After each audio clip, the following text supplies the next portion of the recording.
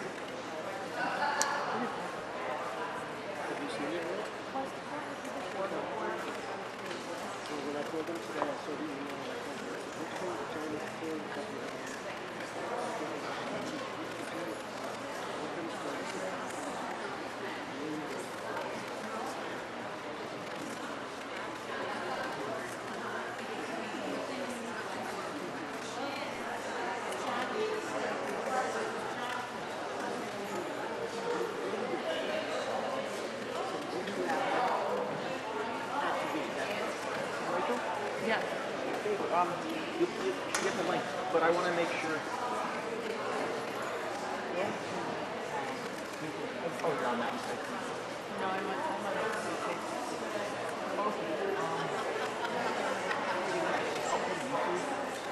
maybe that'd be a browser.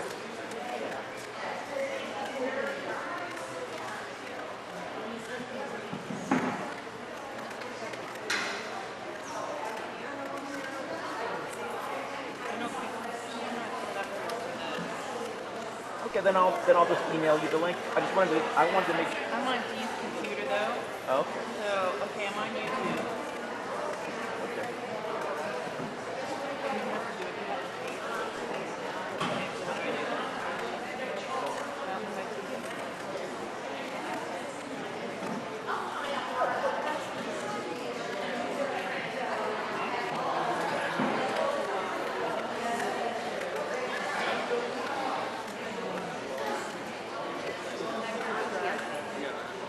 That's okay. I sit on council, as does Rachel, as does Pete. So he was explaining or expressing his concern about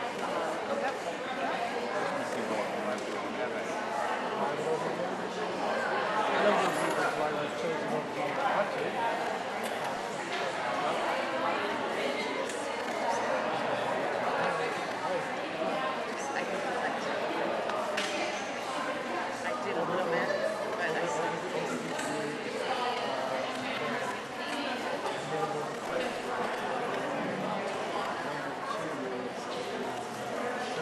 And I'll see if I can hop onto the Facebook page, and then I'll.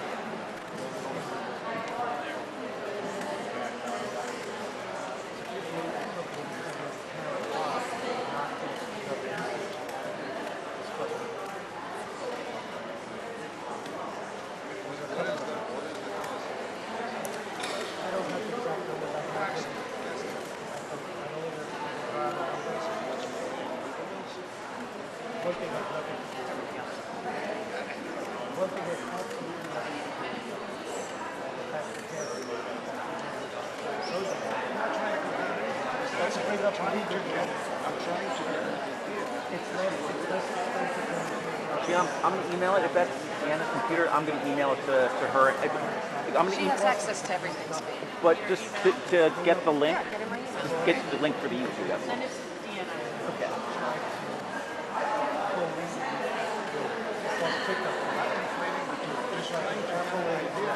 Is it 10 million?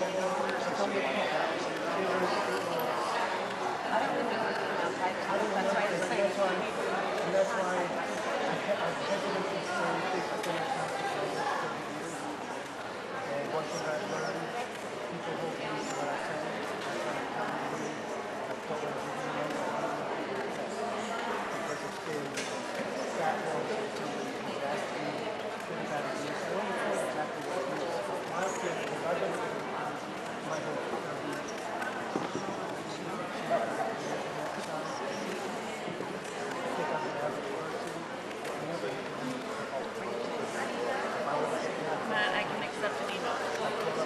I just, To Deanna. oh, I just sent it to her. I sent it to her, all points to the email. That's what I was trying to say. Hundreds of dollars representing 1,800 homes that we have. For me not to be zero, her not to be zero, 60% of the borough not to be zero. So they cost hundreds of dollars a year per house. Depending on how much time you do it, and there's a lot of factors that come into play. And I was trying to get, they're starting to look into this. What do you really want to do? If you want to be taking the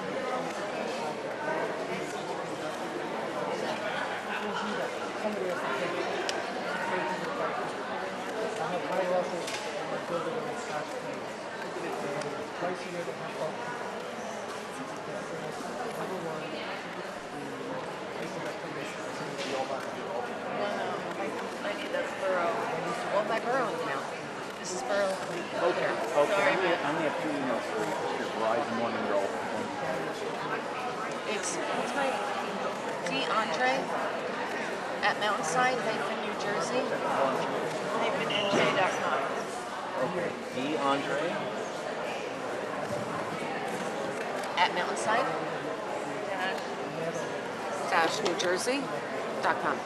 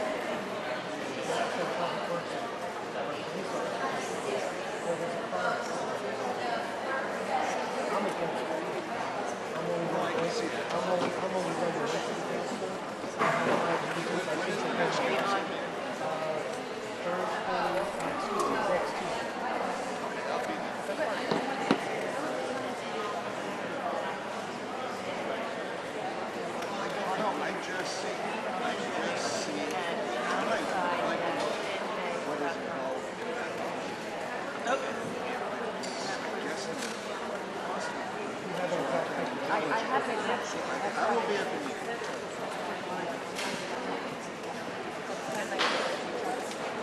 I can get you that. We'll have that exact figure for you.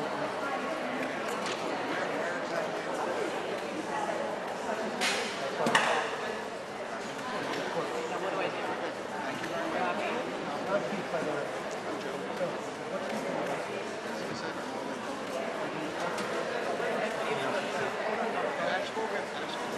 How's this gonna work, huh?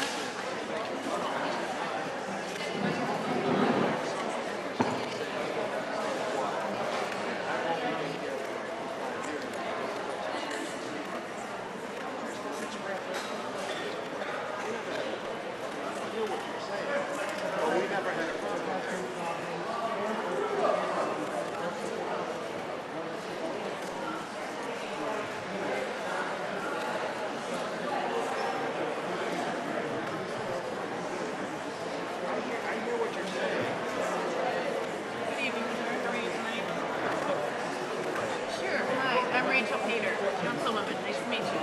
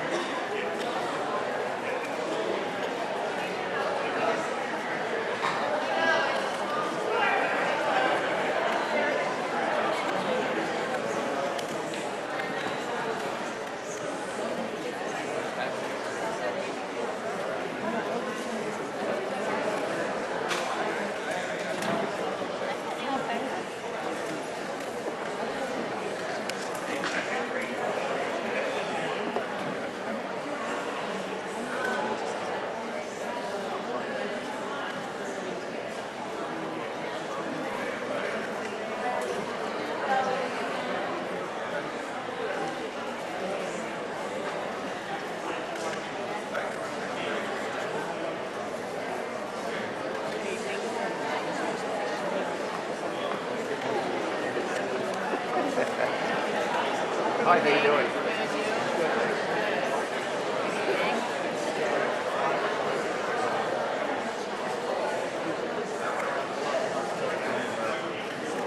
Oh, we're streaming. You are? Yeah, we can stream here, like that. Borough Hall. Okay.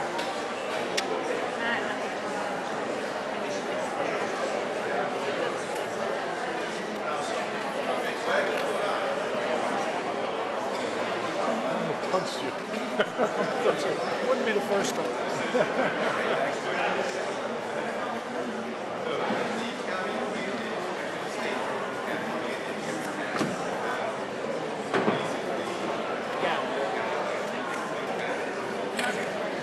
Mine's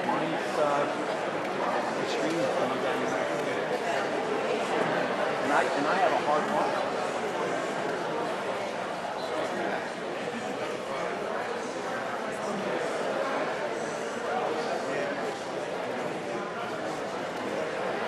Yeah, we're buffering now. Not typing.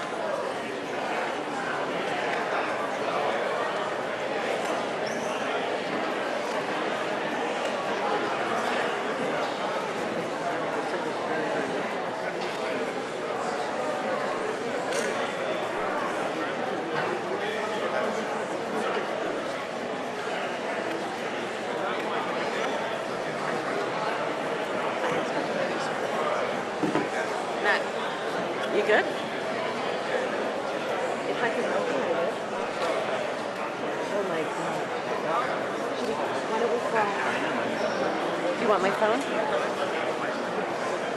Can I run to the ladies' room and I'll be right back?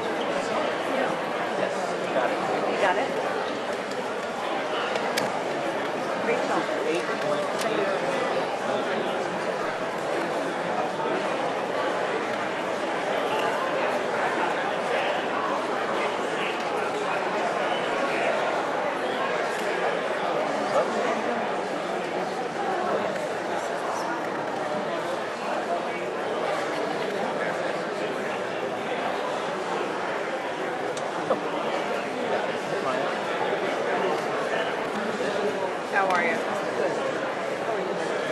Great fun. This is third Rachel. Now you want me to talk to the off?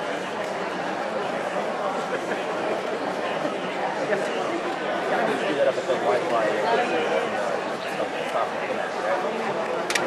They're off, but turn it off. And now there's one that just showed up. Click on that.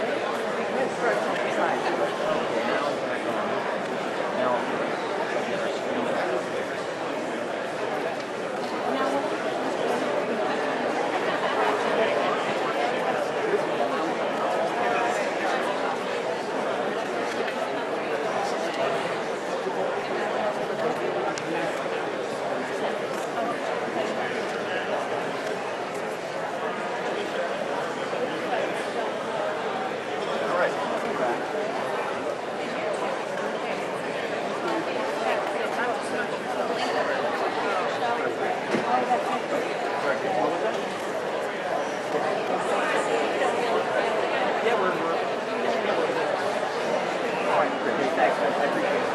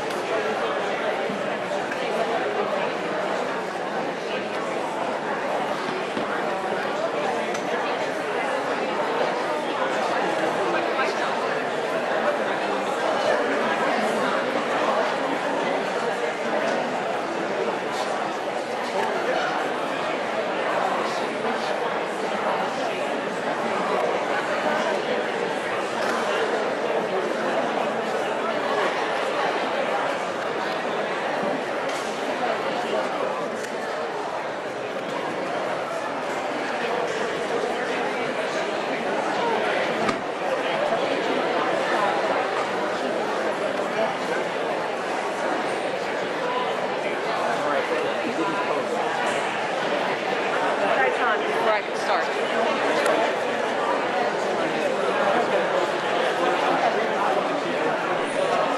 Facebook. All right, I'm trying to get him on Facebook.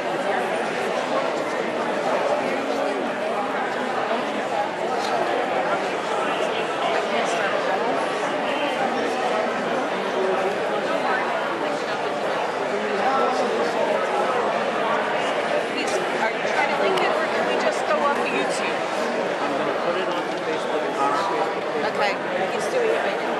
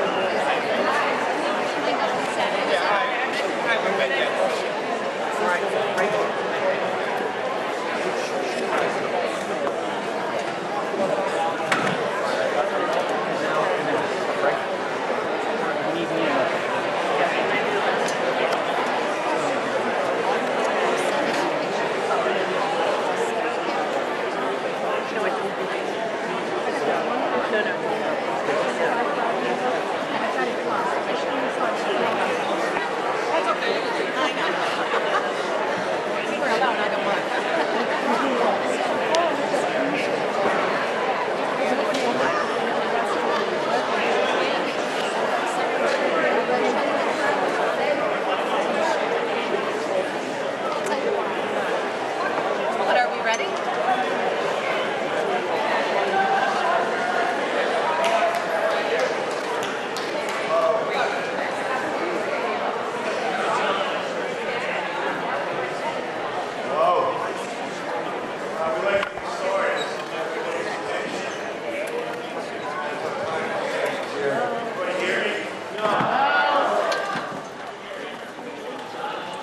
Just about here a little bit. Can we possibly get a little more volume on tonight?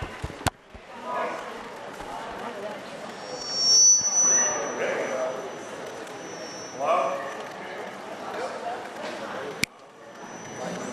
Hello everyone, my name is Mike Fanzel. I'm the tax assessor for the town. Keith. This is Mark Keith. Dugan from Appraisal Systems. This is Mark Dugan from Appraisal Systems. He's our project manager for the revaluation. He has about 20 years of experience in the revaluation field. He's worked for a couple companies over the years. He has a degree in finance. And without further ado, I'm going to turn it over to him for our slide presentation. Thanks, Mike. As Mike said, my name is Mark Duda. I'm the project manager. I'm thrilled to actually be working in Mountainside. I don't know if anybody recognizes the last name, but my grandparents lived here for about 60 years on Old Tote Road, and my father grew up here, and my uncle grew up here. So I'm honored and thrilled. My grandfather was the chief of the fire department for a while, and I have a lot of great memories. So it's really great to be back. I'm going to speak for a little while about, mostly about my firm's role in revaluation. So my firm is Appraisal Systems, and we're real estate appraisers. So we've been hired to tell the town what each property is worth, so what the fair, full market value of each property is. Okay? So a revaluation program seeks to spread the tax burden equitably within a taxing district by appraising property according to its true value and assessing it based upon such value. So many people think that your tax assessment and the market value of your property are two different things. That you have one number that you could actually sell your house for, and another number that's on your tax card that you pay taxes on. Although that may be the case, by law it's not supposed to be the case. So New Jersey law, tax law says that all properties are supposed to be assessed at their full and fair market value. And we're going to take questions when I'm through. Okay, sir, I will. We're going to take questions when I'm through, so I'm going to ask you, I know there's going to be a lot of questions. I'm going to ask you to hold your questions until I'm through speaking. The way this is accomplished is by hiring an outside revaluation firm. Well, why would the town need to do that? Well, for example, there's about 3,000 taxable parcels of property in this town, and you have one tax assessor.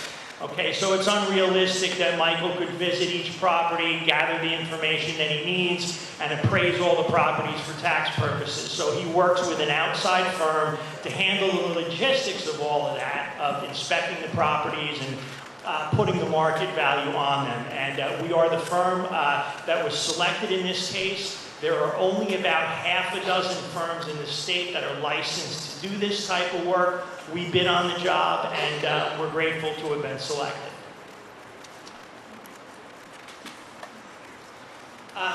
There's one big common misconception that we'd like to address right away about revaluations. Many people feel that revaluations are sort of a cash grab, right? So that a revaluation is a way for a town to raise everybody's taxes and get extra money. That's not true. Revaluations do not increase the total amount of revenue raised by taxation. So your municipality only collects the amount of taxes that your 4 units of local government need to operate, and that's your local school, your regional school, your county government, and your municipal government. And as I mentioned earlier, New Jersey's tax law says that your property needs to be assessed at full and fair market value. And I'm going to speak a little bit more about that in the next couple of slides and explain why that's necessary.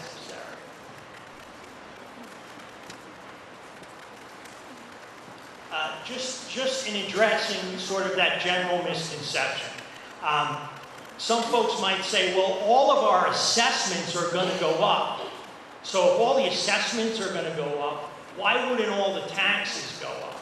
Well, that's because there's an inverse relationship between your assessment and the tax rate. Because the town is only raising enough money that it needs to operate. So you have a budget, in other words. So in this town, properties on average are assessed at about 1/4 of what they're worth. So we're going to bring all those properties up to 100%.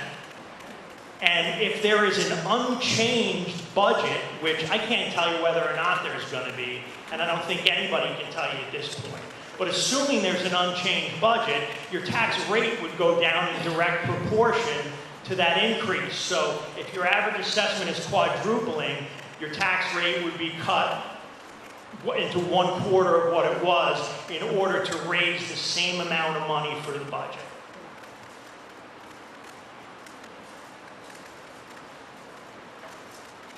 Okay, why would Mountainside be doing a revaluation now?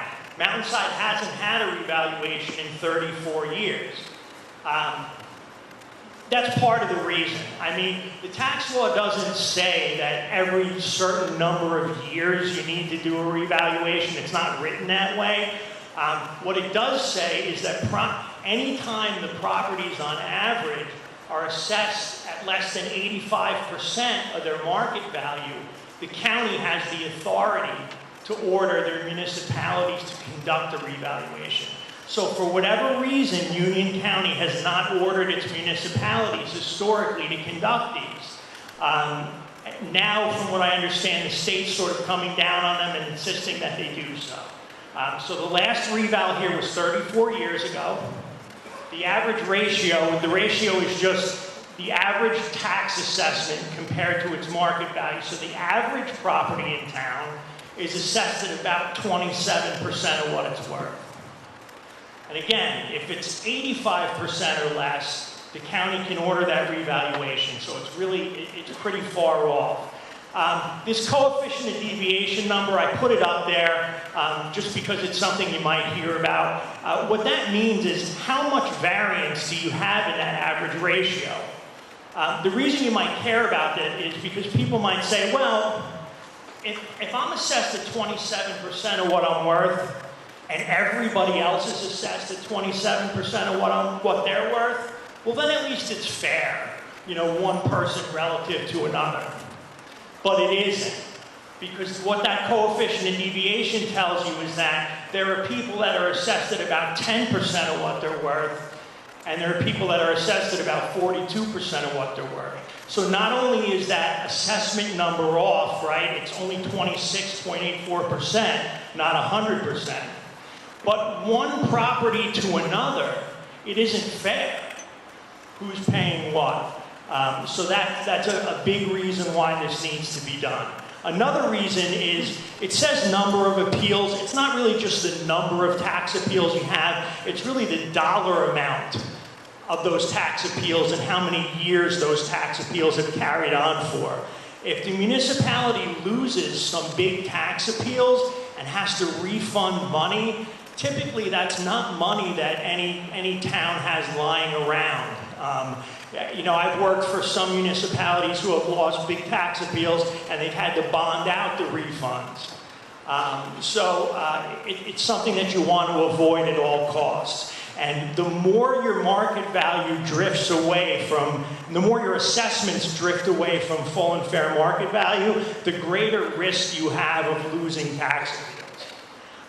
And then over time, the values change, right? So I talked about one assessment not being fair relative to another. One reason that happens is because certain neighborhoods or areas will become more or less desirable over time. So over that 34 years, certain parts of town maybe have become more or less desirable than others. Also certain types of home, types of architecture, certain home types have become more or less desirable. We have inflation, we have recession over time, and then legislation changes. So the zoning in an area might change, what you're permitted to do, what you're not permitted to do. You might have some other conditions like flooding or traffic noise that have increased or decreased over time. So in order to address any of these changes, you need to do a revaluation.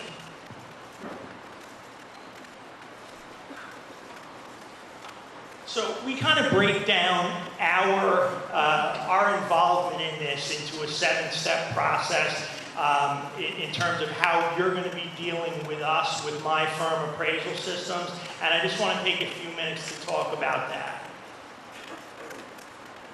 Okay, so step 1 was to mail you an introduction letter and a brochure. What I understand is the brochures did not go out in the letters like they were supposed to.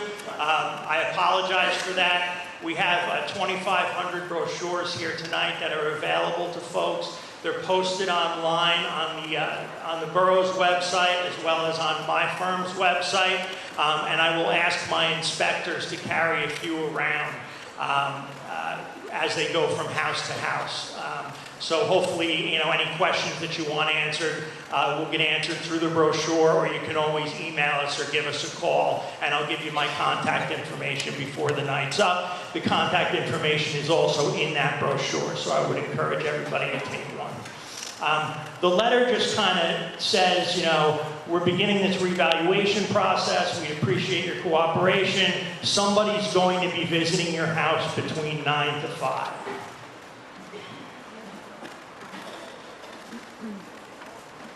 Okay, so your first visit is always between 9 to 5. Every inspector is going to have an ID with them. Make sure they have their ID. If they don't have their ID, of course, do not let them in. If you feel uncomfortable for any reason, don't let them in. You can take an appointment card and kind of do your own research and call the police department. Everybody's on record at the police department. We've given everybody background checks. Most of our employees have been here for a very long time. So just make sure you're comfortable. Or, sometimes even if you know the guys from our firm, somebody's not comfortable letting somebody in their house without somebody else there or whatever. So if it's not a good time or you're not comfortable, just ask for an appointment card and call us and make an appointment.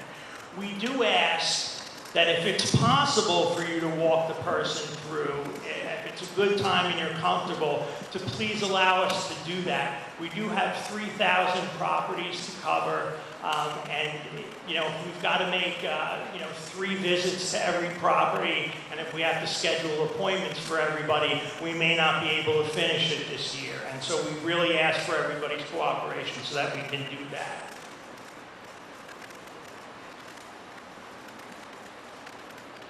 Okay. If you're home, again, we ask for your cooperation. If you're not home, we're going to leave you a card on the door. It's going to say, sorry we missed you, and we'll be back, at this date between these hours. If that isn't a good time, call us and make an appointment. So if you're not home between 9 to 5, we will assume that everybody's working, and typically you're not home at that time. So we'll say we'll be back, let's say, a few days from now at 6 or 7 p.m. or on a Saturday. And if that still isn't a good time, again, we encourage you to make an appointment. We will then, once we've rang your doorbell and determined you're not home and we've tagged the door, we will proceed to do the work that we need to do outside. We need daylight to do the work that we're doing outside, and most of the work is done outside. So we can't come back at night and do that. What we're going to do when we're there is we're going to, one, inspect your site. So what we're going to determine then is if we can see evidence of flooding, if we can see evidence of traffic noise, if there's anything about your property, if you have a good view, if you have a bad view, if there's anything about the site itself that would contribute to or detract from your value, and we're going to note that. You might be next to a commercial property, so anything that we think. And also, if there's something that you want to point out to us, our guys are trained to spot these things, but if there's anything about your property, inside or outside, that you think affects its value, please let us know, and we'll note it. Okay, again, another reason why we need to do this in daylight is we're going to measure and sketch the exterior of your house. So we're going to determine the square footage of your house by taking a gross exterior footprint of the house and sketching it. We do not go around with pre-existing data on any of the homes. Again, it's been 34 years since this has been done. My firm didn't do it the last time, so we're not going to make any assumptions about the accuracy of the existing data. We're going to start from scratch. And so again, we ask for your cooperation on that. We're not, even if somebody was at your house a year ago because you pulled a permit to do something, we're not going to have that information. We're going to take everything from scratch. We're going to own our own work product, and we're going to be responsible for collecting our own data. Gross exterior footprint, the reason why we do that and we don't just measure the insides of the rooms, we can't get into every house. Obviously we try, Typically, we get into about 80 or 90% of the homes, but we need a metric that's the same for everybody so that it's fair. So this way it's fair. Sometimes folks will have a set of plans or another appraisal you have for another reason where somebody measured the inside of the rooms and added them together and your square footage won't agree with ours. Just know that that makes sense because, again, we're taking into account the thickness of your walls, we take into account stairwells and closets and things that some other appraisals may not take into account. Just know that everybody's done the same way, and because everybody's done the same way, it's fair, and that's the most important thing.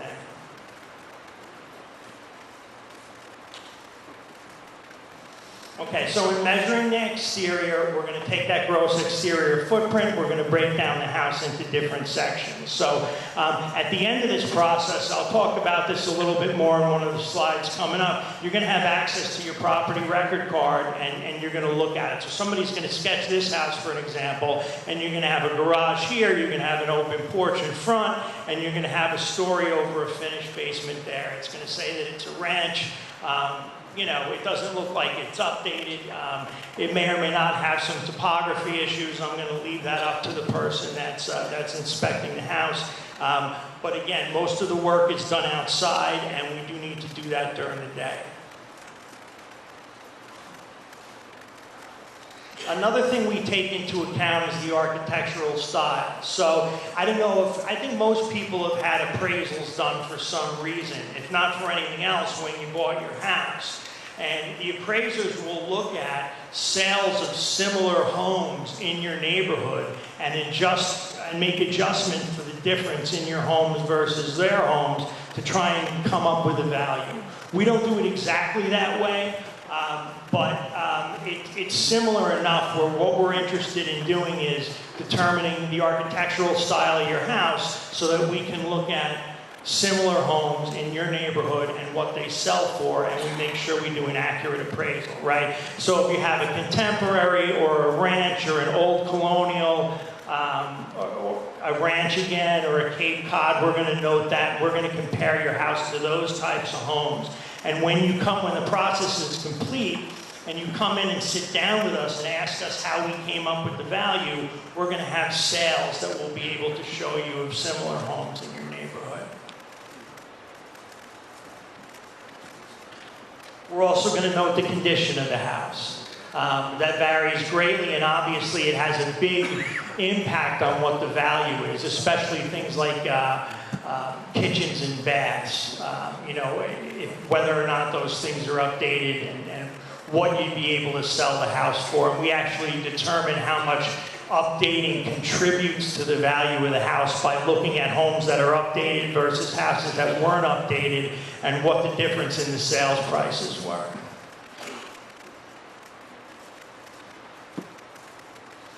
As I mentioned earlier, if you're not home on the first visit, we're going to leave you a door tag. And we're going to tell you we're sorry we missed you. We'll be back at this date and time. If that isn't a good time, please call us and make an appointment. Again, we just ask that you cooperate with us to the extent that's possible, meaning we'd like to do the inspection within as few days as possible of our first visit, because we do work in kind of one neighborhood at a time, and it's a lot more efficient if we can finish one area of town before moving on to the next, and we're not sort of jumping back all over the place.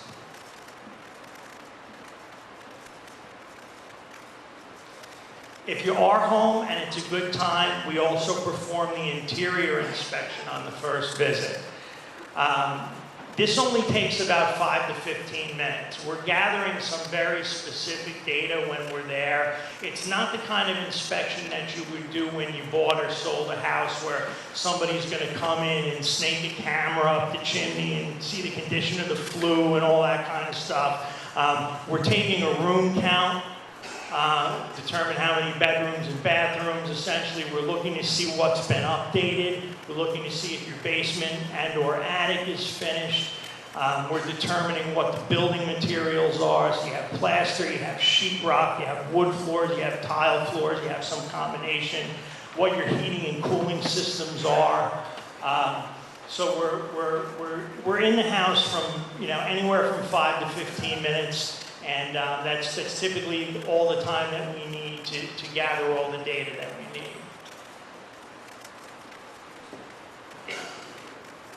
As I mentioned before, kitchens make a big difference in terms of what a house will sell for. And so they will know what are the building materials in your kitchen. So what your cabinets are made out of, what your countertops are made out of, what your floors are made out of. And the inspector will probably ask you when it was last updated.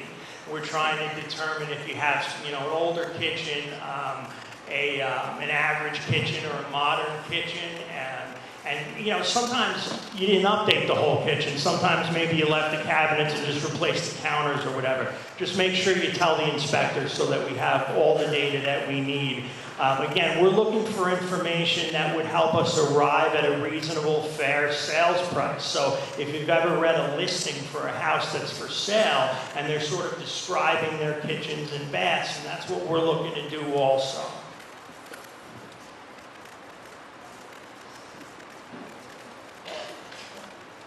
Okay, same thing with the bathrooms.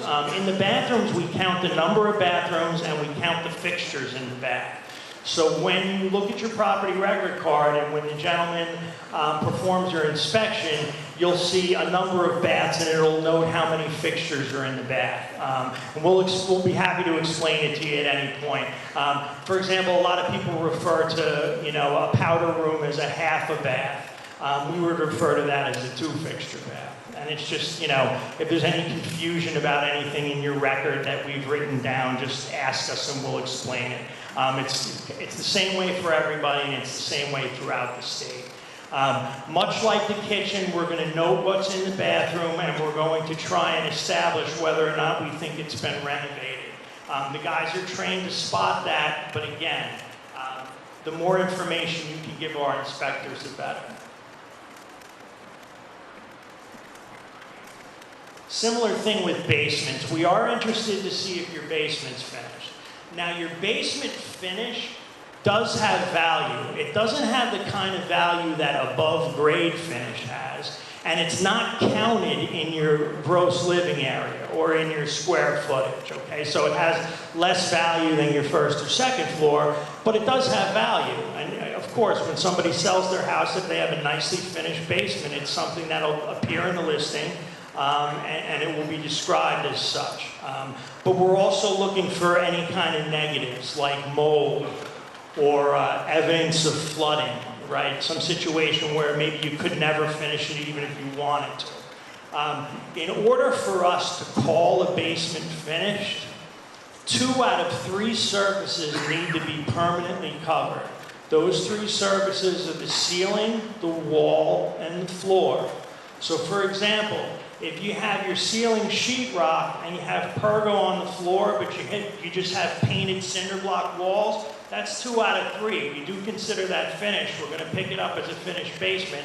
It's not great. It's not going to add a lot of value, but we have ways to determine, how much value it adds. And so we'll give it a rating. The rating scale is like minus, minus, minus, plus, plus, plus. And so we actually have a good amount of control over what that gives you.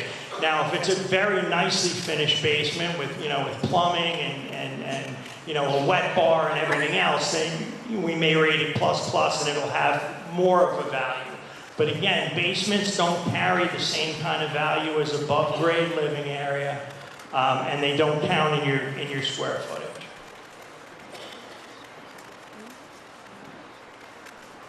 Okay, so on the first visit, as I mentioned, if you're not there, we're going to leave you that door tag.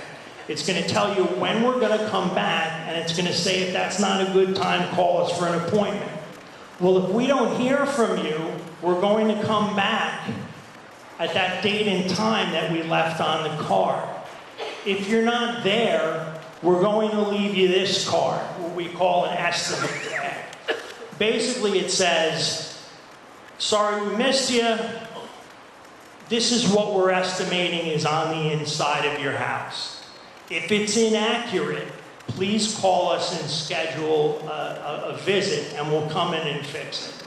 Here's the thing, and sometimes we get calls from people and they say, the town knows what I have, you should know what I have, it's totally wrong, I'll tell you what I have, but I'm not letting you in. We can't change it, we can't do it based on the honor system, we need to inspect it. And we don't go out with information from the town. So if you get a blue card and the information on it is inaccurate, please call us. We'll go out and we'll inspect it and we'll fix anything that's wrong. We're more than happy to do that. We want to get it right.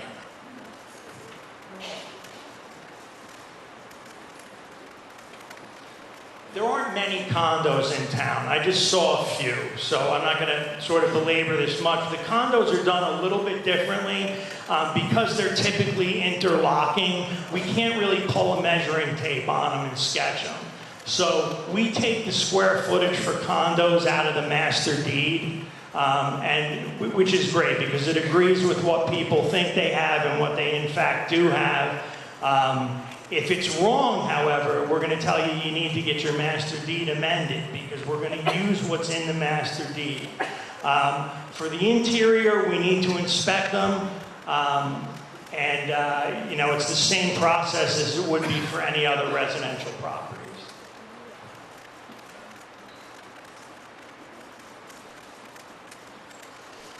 Okay, part of the analysis is splitting the town into neighborhoods so that we know what housing stock to compare yours to.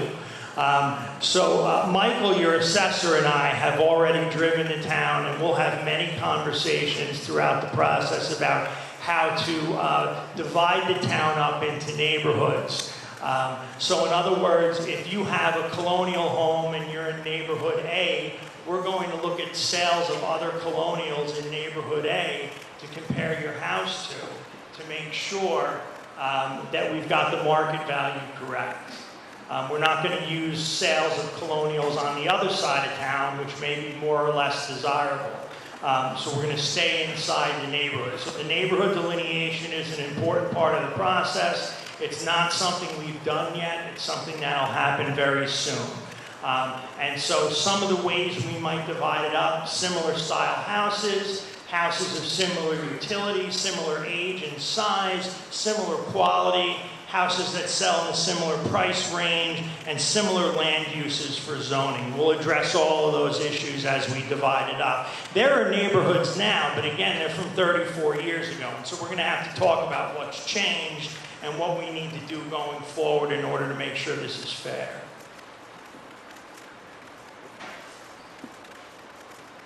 At the end of the day, one of the work products that we submit to the town is a neighborhood map. They typically look like this.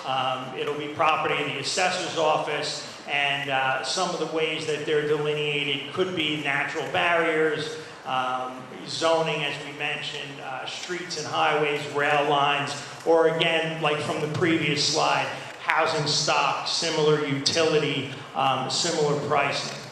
But one of the work products that we are contractually going to submit is this neighborhood map. And so if you're going to look for comparable sales at the end of the day to try and see, okay, did appraisal systems get this right? You want to look for comparable sales in your neighborhood. A sales map is another part of the work product that we submit. So this is an example of a sales map.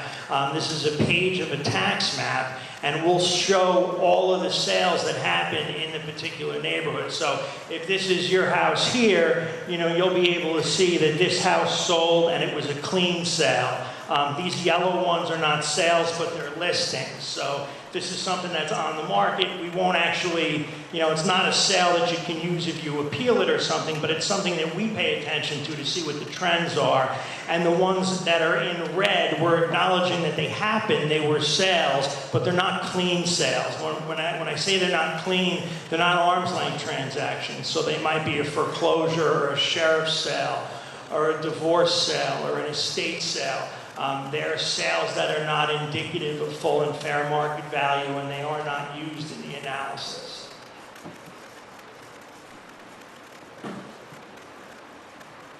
Another part of the work product is our sales analysis and review, which will show in tabular format by neighborhood or housing style. We actually allow the assessor to sort of filter and sort this however he wants, but just to show how we derive the numbers and how close we are to hitting market value.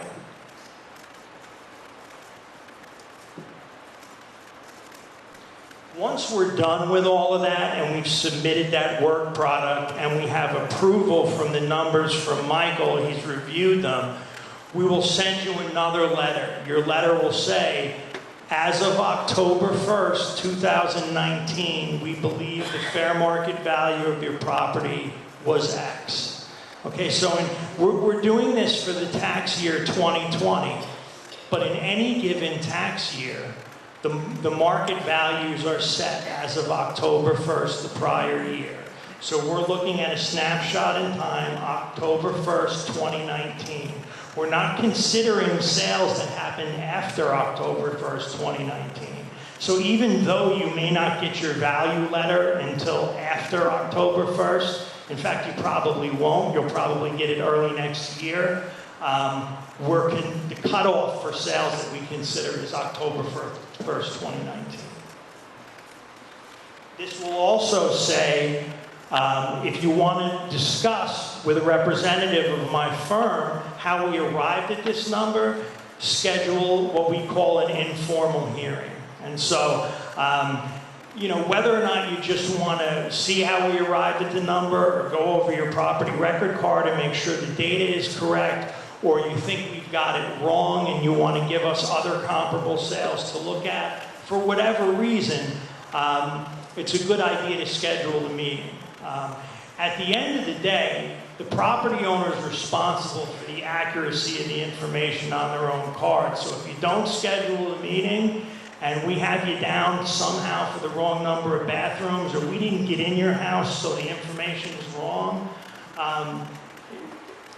there's no way to get that changed without an inspection. You'd have to file an appeal, and then we'd have to go out and inspect it. And you can get it done, but it's a little bit more of a hassle. So, I would say this, though. Even at the point where you get this letter and we told you what we think your house is worth, if we didn't get into the house, you can still ask us for an inspection. And we'll be more than happy to come out and do it. And then if the number is supposed to get changed, we'll change it.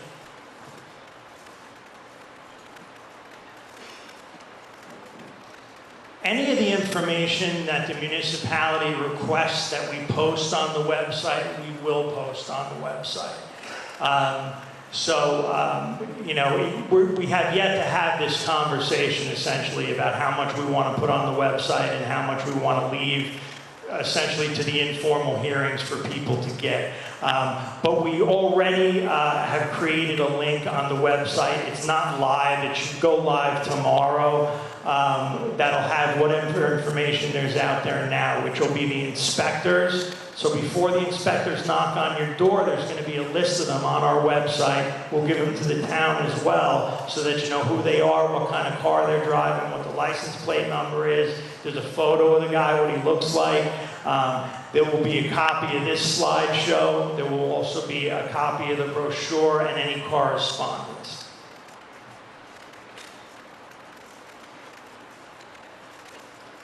So these informal hearings, it's an opportunity to discuss with one of our representatives our proposed assessments.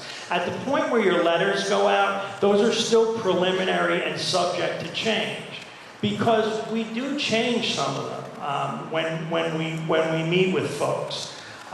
It's a one-on-one appointment where you would discuss your property. We're not going to discuss your neighbor's assessment. We will discuss your assessment. And if you want to bring us any information where you think we got something wrong or something you think we ought to consider, we're more than happy to take it. After we meet with you, we will consider all the content of the meeting, and we will send you another letter to let you know whether or not it's been changed. One of the things we have there, in addition to the sales maps, are things we call sales boards. They're really just sheets in a binder, but basically they're binders that are set up by neighborhood where you can look through and see some basic information on everything that's sold. Now, this is public information, and you can get it on the internet, or if you have a friend that's a realtor or that's a real estate appraiser. But we know that, not everybody knows somebody who's in the business, and not everybody's, goes online. And so this is a good way to, while you're sitting down with us, to say, hey, Mark, can I see the book? And you can go through the book with us and say, oh, I know this house. What about this house? I think this is a lot like mine. Would you guys consider that? And we'll write that up as part of your hearing content, and it's something that we'll consider.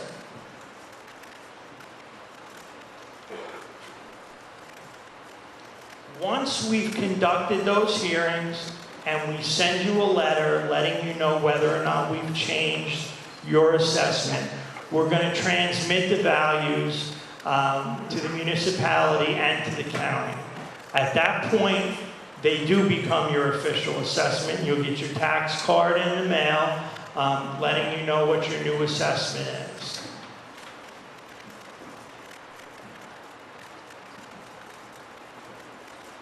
If you're not happy with your assessment, you can file a tax appeal.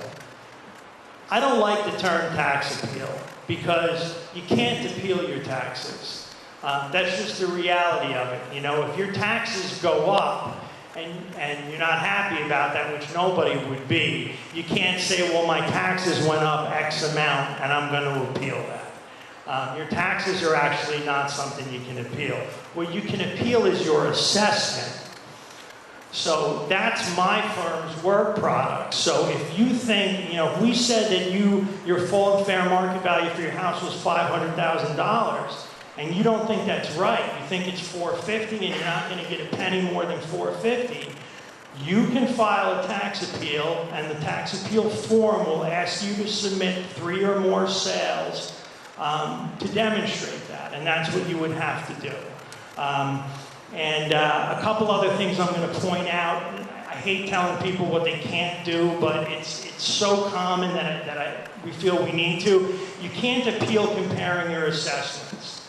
Okay, so you can't say, you guys assessed my house at $500,000. My brother lives in town. His house is way better than mine, and his assessment is $450. I want to appeal it. You can't compare assessments. And there are people every year that do that. They'll cross out the number the word sales on the form rather, and they'll write assessments, and they'll write down comparative assessments. And I'm just telling you, because I've been doing this a long time, they won't even discuss it. You can't do that. You must prove value by the use of comparable sales. And your deadline will be May 1st. Okay, and you need to get your tax card 45 days before that deadline. So you do get a bunch of time to figure out whether or not you want to appeal it and to do your homework on the comparable sales. Right, so in order for you to be able to appeal on May 1st, you'd have to get your final value by March 15th. We defend these assessments for a period of 2 years. That's part of our contract. Just quickly on the commercial and industrial properties, they're done a little bit differently. We use 3 approaches: a cost approach. It's kind of like an insurance company does it: cost to rebuild, less depreciation. A sales comparison approach. That's what do comparable properties sell for, and an income capitalization approach. That's the preferred approach, and that's the approach that the tax courts in general have opined is the most applicable approach for commercial properties. I say that because we are going to request from the commercial properties income and expense reports. You're going to get an income and expense form from us. You'll probably get it in the next couple of months. And with that will be a copy of the statute that explains the law behind this. Briefly, I can say that it gets sent to you certified. So from the date that you sign for it, you have 45 days to comply with it. If you don't respond within the 45 days, you essentially forfeit your right to appeal the number. I've been in municipalities before where people like to see what number we come up with and if they're better off submitting it or not. And you really can't do that, because if you've gone beyond the 45 days, it doesn't get accepted, and you won't be able to appeal that year. So everybody needs to submit it. If it's an owner-occupied property, so in other words, you don't have tenants, it's owner-occupied, you still need to submit it, and you write owner-occupied on it. And that's in part of the instructions as well.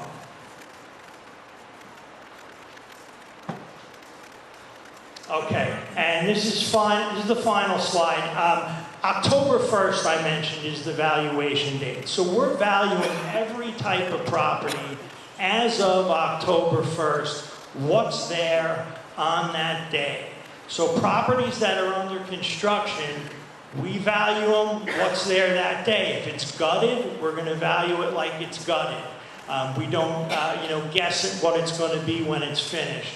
What happens with properties that are under construction is we'll value them according to what's there that day, and then when the property gets a certificate of occupancy or acceptance, somebody from the assessor's office or from my office, depending upon who's doing the work, will show up and pick up the additional assessment at that time.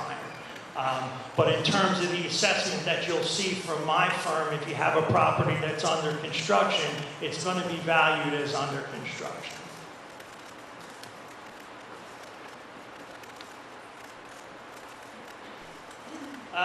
And that's it. That's what I have for the slideshow. I appreciate your patience. If everybody, could just, I'm going to put the mic out there. If you have a question, we'll call on you. If you could just come over to the mic, because I think it's hard to hear in here, and we'll do our best to answer.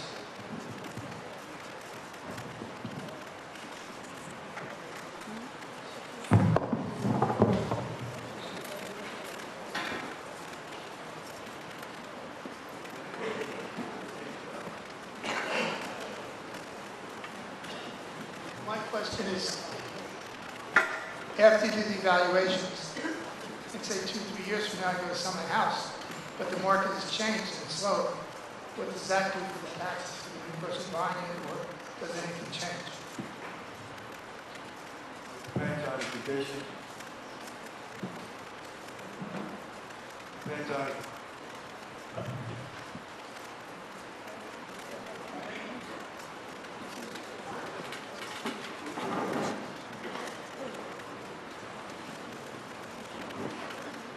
Depends on the condition of the sale, and as far as that's concerned, if it sells for less than the assessment at that time, and there are other comparable sales similar to your house that sold for less than what the assessments are, the property owner to file an appeal. If I do see a trend going forward where the market does, start to tank like it did during the recession, I can file what they call a Chapter 101 and do a whole neighborhood or several neighborhoods over, in the town, to adjust the assessments accordingly. I do keep track of the assessment ratios going forward, as far as that's concerned. And conversely, if the market does go up and the assessments start dropping comparative to the recent sales, I could do a Chapter 101 to increase the assessments also to keep everybody in line at the average assessment ratio of the town at that time. If I do work and make more improvements to my home in the future, how does that get assessed? Well, it depends on what kind of improvements you do. I usually don't touch basic maintenance items, like if you need a new roof on your house, you just replace the roof. If your boiler or your furnace breaks, you need to replace it. Your central air conditioning, your front steps are crumbling and you need to be replaced. Them basic items, I usually let go. I mean, if you do the roof, siding, windows, everything all at once, yes, you are, adding considerable value to the property. So you may get an added assessment at that time.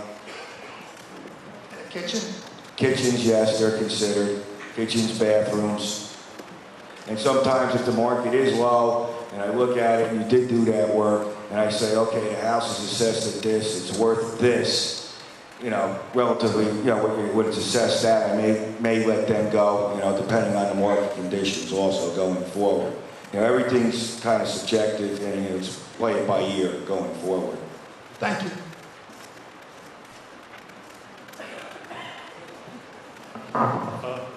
Why wouldn't you use the plans that are held by the municipality in terms of square footage, in terms of land area, in your assessment? It sounds like you're reinventing the wheel.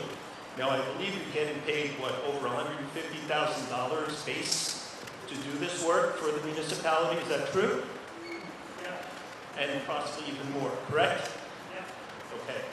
Now, it's not necessary, or what I want to say is... Actually, I don't know the full not legally contract value. required for you to enter someone's home, correct? No.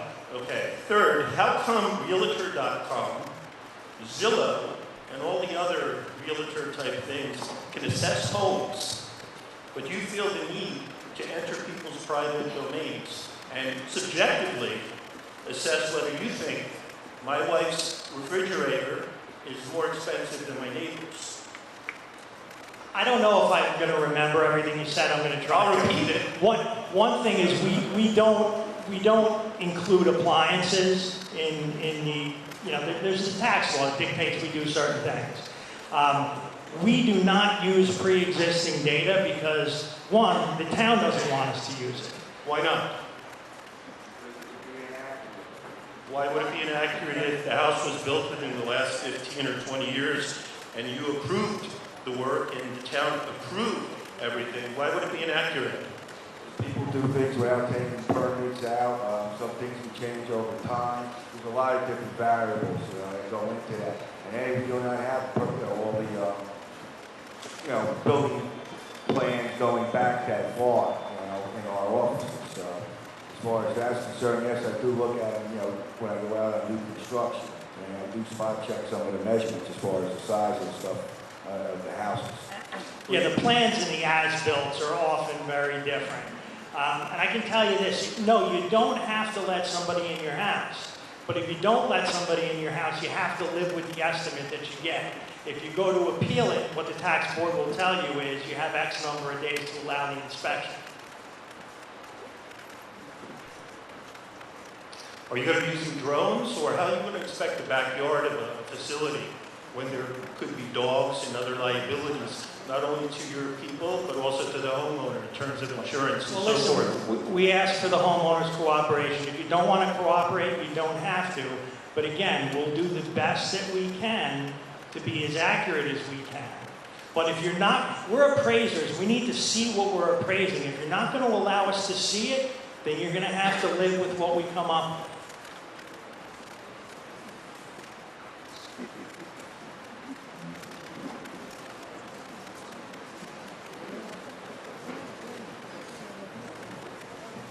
My question is about town policy.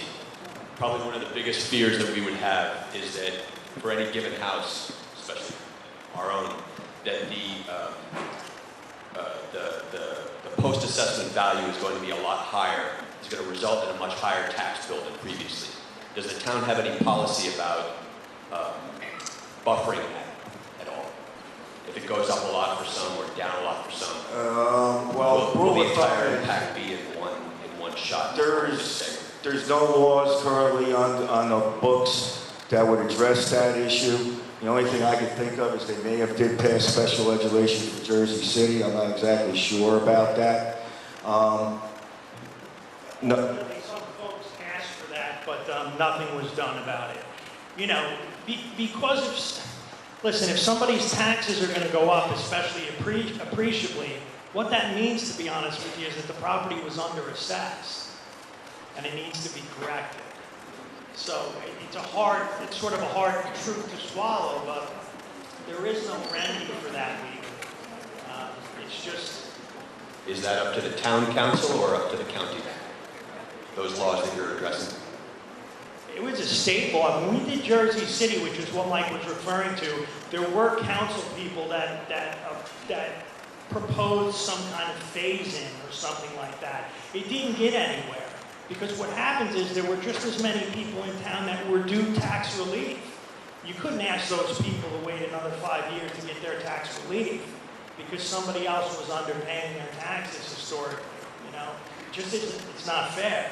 So it didn't get anywhere. Except that everyone made financial decisions based on an expected value that's now changed, or going to be Well, maybe I think significantly changed. I mean, I'm not trying to argue with you. No, I get it. It's important to know, the town council. it's important to know the tax law, right? And because it hasn't sort of been enforced in the county for a long time, doesn't change that that's what it is. That you're supposed to be paying taxes on your full and fair market value.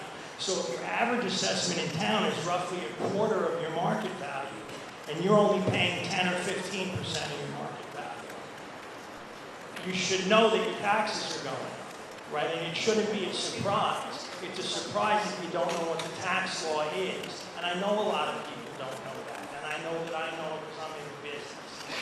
Easy for me to say, but that's the reality of it. I hear this question a lot, and that's typically how it gets answered.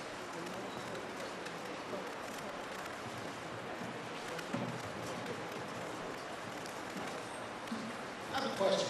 So, how many years have you been doing this, like appraising a whole town in New Jersey? My firm's been around since 1981. I personally have been doing this for 17 years. I say your firm. Yeah. How many years have you been, not in existence, but specifically appraising whole towns in the city? No, it's a reval firm. It's all we've ever done. That's all So, you've ever done. yeah. How many towns approximately would you say you've reappraised the whole town? About 500. About 500. All right, well, that's good. So my next question is, I'm trying to get my head around some of the things you said. I'm trying to get my head around some of the things you said. Is that better? So you're saying right now, conceptually, you're saying you have a budget, and you're saying you have all these different appraisals of our homes, and everybody's responsible based on the value of their land and improvement, like kind of a percentage of that budget. Am I understanding? No, it's pretty good, yeah. Okay. So now, by revaluing, obviously the rate's going to go down because now we're assessed at market value. Right. So what may happen is you may redistribute the proportion of that budget that you're responsible for. Right, that's exactly it. What I was trying to explain is, right, the average home is assessed at about 27, right? But that's like that straight line. But in order to come up with those averages, there's points, scatter points all over that diagram, and they vary by 16%. So you have the person who's paying at 10%, they've been underassessed. And the reality is some people may have been underassessed for 30 years, and they don't have a right to be underassessed in perpetuity. You know, I see my specific block, there's people all over the place. There's people who pay Right. 12, there's people who pay 30. Right. There doesn't seem like there's that much difference in the size of the house, the size of the lot, maybe one or two, Yeah. but the vast majority. So there's a lot of inconsistency with current. The way that happens is some people file appeals over time and get that adjusted, while some people don't. They just keep paying the bill. Some people do improvements and get the permits, and so they get assessed for them. Some do improvements and don't get the permits, but there's reasons for that. The problem is really about it being so long between this exercise, the last time it happened and now. It's been a very long time. Okay, so my last question, you know, is it by, you were saying the basis for the valuation. The basis for the valuation is by multiple factors. So one is by comp. What's house is sold, like you're going to break things down by neighborhood. So that's based on. That's really the thing, houses yeah. that sold.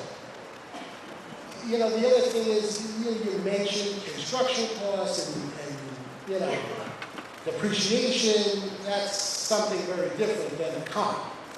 Right, and there's a methodology that's used in what's called mass appraisal, and mass appraisal is what we do, as you mentioned, the whole city or town at once. that's designed to come up with market value, that's designed to mimic market value. And if we've done a good job in our modeling, in our creation of that formula, then the comparable sales will support our value conclusions. That's why you use comparable sales when you get to an appeal. So that's really the answer. And for me to get into the methodology here would be, it'd be too much because it's something that takes a long time to learn, but we could go over it at the informal hearings one-on-one, kind of a quick little crash course, but it's not something I'm going to do here tonight. Okay, you know, again, comp is pretty straightforward. I think anybody in this room can understand that, but, you know, I think what I would make you feel more comfortable is to understand that process. So if it were on your website and explained in detail more, like, how is that going to work? So at least I understand that. How, in other words, how? I'm saying the construction costs and the depreciation aspect, if there was some outline that gave me understanding of how that's going to work, I would feel better. Yeah, I mean, we have the assessor's manual which tells you that, but it's like War and Peace. But if you want to call me, I don't have a problem talking. You know, I'll try and explain it to you the best I can, as quickly as I can. I think I would like to call you maybe after I get the assessment, just so I understand it. But I think everybody, you have a lot of people in this room, and I think that's a concern. What I'm trying to get at is, it really doesn't matter what our methodology is, and it doesn't matter if, you know, what my formulas are and what my construction costs are. If you could sell your house for what I say you could sell it for, then the assessment's good. And that's, at the end of the day, what, you know, if it can be supported by comps, it's valid. If it can't, it's not. And that's why the appeal process is what it is. In terms of mass appraisal methodology, again, that is something that it's very lengthy and involved, and I'm not trying to imply that folks couldn't understand it. I'm sure they could. It's just not something I would go over in a forum like this. No problem. I think if it was just stated somewhere, that's all I got. To further answer your question, further answer your question, the Division of Taxation does have like a cost manual, and they refurbish it every year with different cost conversion factors. And there is a guide, you know, as far as depreciation. Obviously, a house that's been updated will be given less depreciation than something that's all original. But that's just really to mimic. You know, they require that for our data, but it just mimics, you know, what the sales prices are. I mean, construction costs would be considered, you know, plus entrepreneurial profit and everything else, you know, on a new house, because, you know, a builder's not going to sell a house what it's going to cost them to build it for. All right? I hope that answers your question a little better. Hi. For those of us that have purchased recently, we still have PMI. So if, let's say I bought my house for $500 and y'all now say it's $520, is there anything that you're going to give us that we can then take to the mortgage company, since you're now saying our house is worth so much more? No, and as a matter of fact, our number that we put on it cannot be used for any other purpose other than your tax assessment. But why not if you're being so thorough? Your mortgage company, and I can tell you, if you ask them the same question, they're going to tell you they have an appraiser, they're going to send out their appraiser, and they're going to come up with their value. So while we are being thorough, the definition of an appraisal, no matter where you see it, is an opinion of value. That means it's not exact. And it depends on who you ask. It's very interesting that you say that, because our mortgage company actually said that based upon what you have said, they would accept that appraisal and that assessment. So why would that not then be available to us, I find that hard. as we're the homeowners? Yeah, I find that hard to believe. Again, we have a contract with your town to provide a number for your tax purposes. It's not a product that we're providing to you to use for other purposes or as you see fit. It's just not what we've been contracted to do. And it's not what we do. I just find that that is slightly disingenuous, because what you're doing is affecting us. It's affecting our taxes, and it's affecting our mortgages too. Because if you say my house is worth $520, that affects how much I pay on my monthly mortgage. and that money can go to someone else, as it affects every other person in this room. So I don't think that's right, that we are being subjected to this, and I get that it's the law, but then we are not given anything that we can use besides saying, here's the appraisal, you can go take it to an appeal, and these are going to be your taxes. Okay, but listen, I don't think it's fair for you or anybody else to make an assumption about what we're going to do, like 520 versus 500. Please give us a chance to do our job. And once we've done our job, we'll be more than happy to, we'll talk to you about it. And it's not reasonable. Is it possible to narrow down to a window of time when the inspector may come? For example, is it possible to find out when property houses on a particular street is likely to be inspected? What we can do is when they usually start is put up what neighborhoods, you know, they're going to be going to. Normally we start, they go in map page order, so they'll start on map page 1 on the town's tax maps and start working to the higher numbers that way. So we can try to keep it up and keep everybody abreast of it as best we can. Obviously, because of the time constraints and we're starting so late, that they may add more inspectors on at one time, and I may not, be able to post the, the information in a timely fashion, but we'll try to keep on top of it. When will we see this list? We haven't even gotten to that point yet, so I got to get the list of inspectors that they're going to give me to do the work, and then tentative start dates, and I got to give all that information to the police department so it's on record in case they get any calls. And we'll be going from there. So it's not going to be for a few weeks. Second question, when an inspector comes to our door, will we be given 5 minutes or more, or so, to be able to confine pets, etc.? Oh, definitely. I did field work for a long time, and believe me, I was chased by a few dogs over them years, and I'm sure none of them want to get bit, especially if they don't like strangers and they're very protective of their owners. Yeah. Well, that goes with a given anyway. Only God loves us.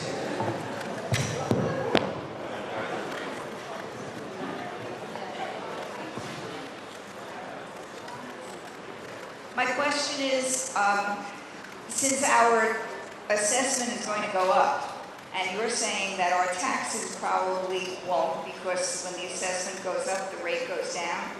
When are you going to determine what our new rate is going to be?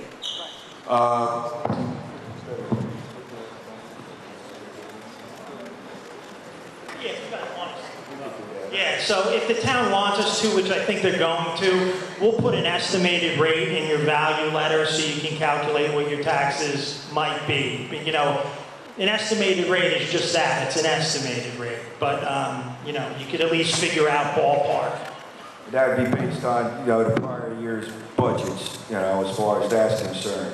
Everything can change from year to year, based on the budgets, the town, the county, and the schools. They do, governing body here in town does a good job of trying to keep the rate stable. At least it would be an estimate. Rule of thumb is when the town goes through one of these and it's not exact, a third of people will stay the same, a third will go up, and a third may go down somewhat.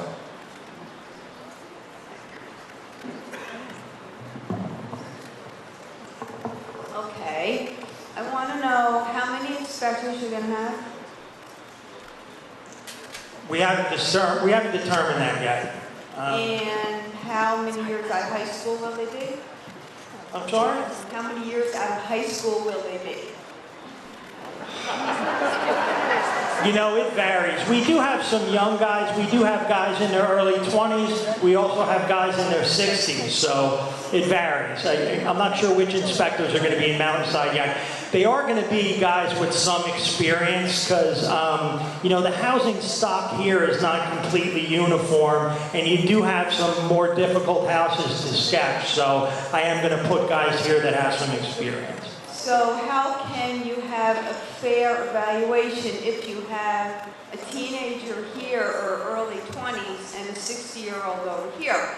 what experience are they going to have looking at a house, structural, for this, for that? How can it be fair for everybody then?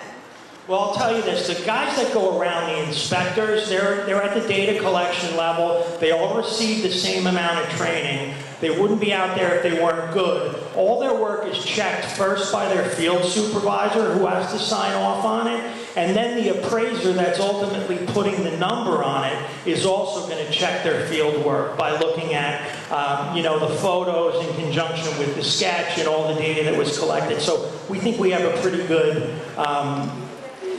checks and balances. And then when you come in to review your property record card, if you see anything that you're not sure about, you can ask us to go back out there or point out anything that you think is wrong, and we'll look into it further. So is there a charge to do that for you guys No. to come out again? No, we're hired to get it right.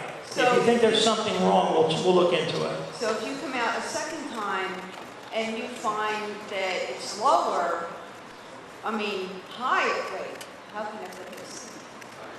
If you have do we have a choice to say, okay, well, being that the first one was lower, but now you find something wrong, now it's higher, can you go back to the first one? No, we have to get it right.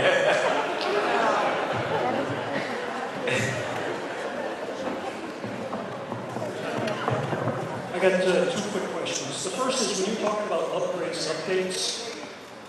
when you're talking about upgrades and updates, what's a reasonable assumption that that's done in the last 10 years or 12 years? My house, for example, is 60 years old. So everything at some point has been changed. So you can't use the original 60-year-old house as an upgrade. Do you have a standard in the last 10 years, in the last 15 years? Is it the way you look at it? If you have an inspector going into a house, how does he evaluate and say that this is an upgraded bathroom, an upgraded kitchen?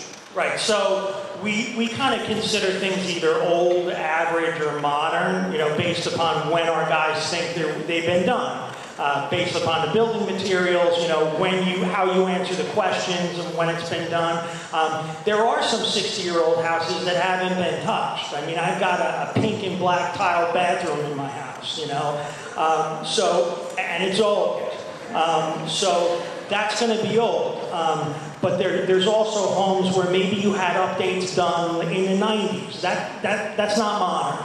Okay, we're going to consider that average, because we're going to say the average house of your vintage was updated somewhere around in the 90s, For modern, now this isn't hard and fast, but we typically would like something to be updated within the last 10 years and to have the building materials have been replaced with something else. So in a kitchen, you took out Formica and you put in quartz, or you replaced the tile with some nice wood or whatever else, and we'll look for that. We're also going to ask you. Okay. So just let us know. And one other question was, you mentioned before about, a third will pay higher, a third will pay less. There has to be some data based on the 500 counts that you've done on 80% of the residents are now going to be affected by a 5% increase or a 5% decrease. There's going to be outliers. There's going to be someone who's going to have a really high assessment and someone's going to have a really undervalued assessment. Can you supply us with the data on the average town on what the deviation from the center point is? So 80% of the people in this room can say, my tax bill is probably going to go up 10% or down 10%. Yeah, no, we don't compile that data. That's just sort of a general industry rule of thumb. A third go up, a third go down, a third stay the same. It's generally pretty close to that. But really, the best way to tell it is your average assessment in town is about 27% of what it's worth. If you have an idea what your house is worth, what side of that 27% do you fall on? That way you can determine if you're under-assessed or over-assessed, and at least know, in generally speaking, what may be to expect. Or if 90% of the town were on that 27% straight line, and 5% were above and 5% below, in theory, everyone should pay the same tax bill after the reassessment, correct? In that example, yes, except for the 5 that were above and the 5 that were below. There is variables in every town, don't get me wrong. Like you said, that is a general rule of thumb. We're not here to grind any axes. They're not here to, we just want to be fair and equitably distribute the And we have to be uniform too, you know, as far as the styles of homes in the neighborhood. Right, and I agree, and I think most people want to be fair, but let's be honest, all these people in this room, not because of what their house is going to be reevaluated at, but how their tax bill is going to be affected. So that's why I was curious about if there's any data to say 80% of the people in the town are going to have a deviation from the standard of a 5 or 10%. So at least now, we have an idea, well, if it's 10%, my tax bill might go up $1,200 as a thought. So that's why I asked about it. I don't even think the Division of Taxation has any data like that themselves, but I can check their website and find out. And if there is, I'll put it on there. Like I said, though, every town's a little different, and that's just, you know, general rule of thumb. And I just want to say you did a nice job on the presentation. Thank you.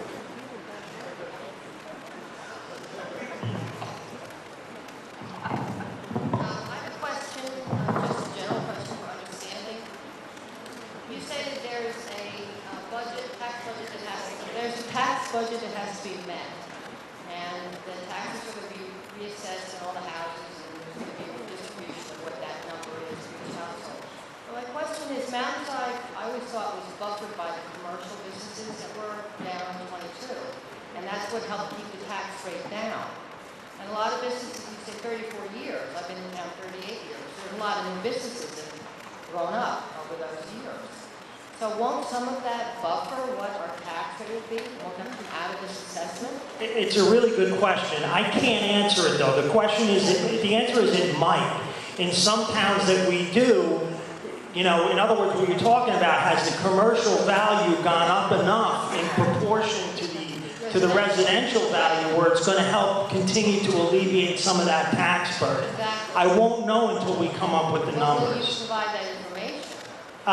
We'll provide all of the commercial assessments, so you'll have that. You'll be able to see what they were, what they are now. You'll be able to see what percentage of the total assessment base they made up prior to this exercise and what percentage they make up after. So yeah, those statistics are readily available.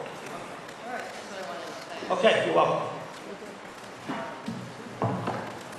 I forgot to ask this before.